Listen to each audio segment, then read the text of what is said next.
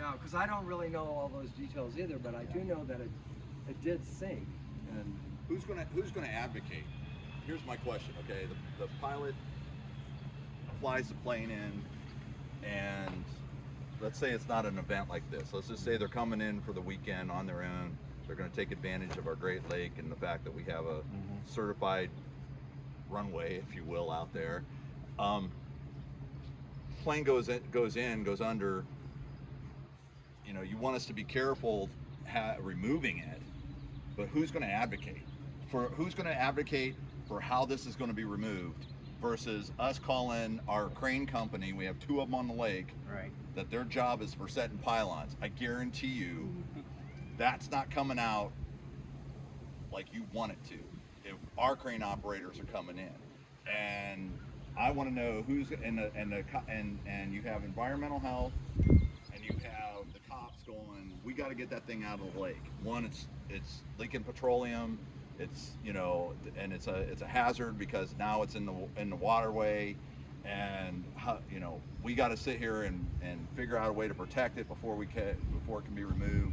We're waiting on the FAA, maybe NTSB, whoever's going to come in.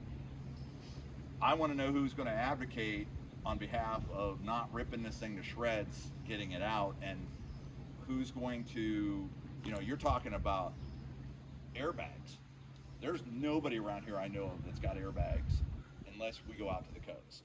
Now we're close enough to the coast that it's possible, but I don't even know who that's going to be.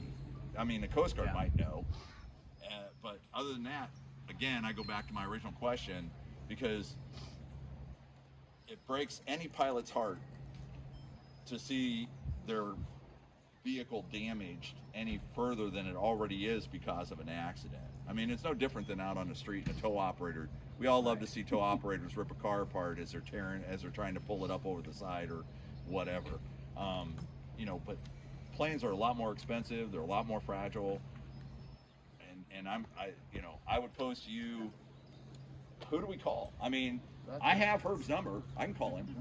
Typically the aircraft owner, right, and their insurance company. Okay, but the aircraft owner's incapacitated. If he's incapacitated, then it's really local jurisdiction and coordinating. If you can contact a representative of the owner, if there's a sort of next of kin that may be able to put you in touch with their insurance carrier to help coordinate. So let me ask you this, okay? This is Clear Lake. We're a small community. Our airport's 6 miles that way. You guys all know one another. I assume social media is big amongst you, and this thing goes upside down. Am I probably going to end up with a handful of you here to help? Realistically, I mean, if the owner's the pilot's incapacitated, and we're now trying to move on to the next step, and am I going to have?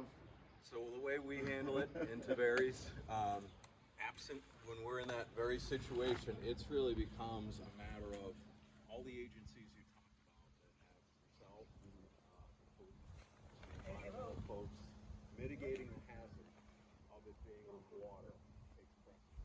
You got to get the FAA and NTSB if they're involved. Right. Clearance. Right. Mark it. Sit on it.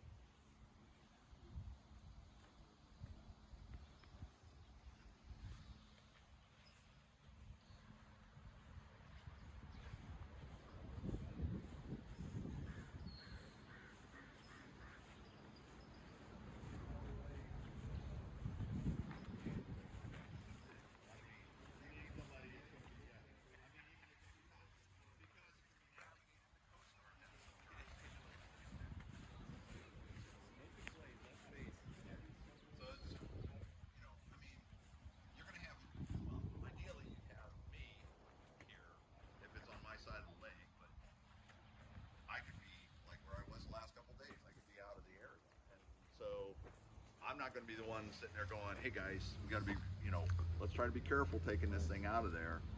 Otherwise, it's going to Piece of drop at some point. Yeah. In our area, we happen to have a seaplane that's very knowledgeable.